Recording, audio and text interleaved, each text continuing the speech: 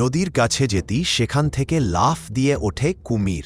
ওই সময় অল্পের জন্য রক্ষা পায় একটি বাঘ। ভারতের উত্তরপ্রদেশের একটি বাঘ সংরক্ষণাগারে ঘটে এমন ঘটনা, যা ধরা পড়েছে ক্যামেরায়।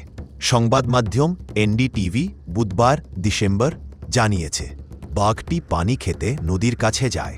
তখন পানির নিচে লুকিয়েছিল কুমিরটি। বাঘটি যেই নদীর কাছে গেছে, তখন এটি কামড়ে ধরার চেষ্টা করে বিশালাকৃতির কুমিরটি। তবে বাঘটি সঙ্গে সঙ্গে সেখান থেকে সরে যায়। এতে করে কুমিরের শিকার হওয়ার হাত থেকে বেঁচে যায় এটি। রামনগর নামে এই নদী ও এর আশপাশে বেশ কিছু হিংস্র ও বড় প্রাণী বাস করে। এর মধ্যে কুমির, বাঘ, গরিলা রয়েছে।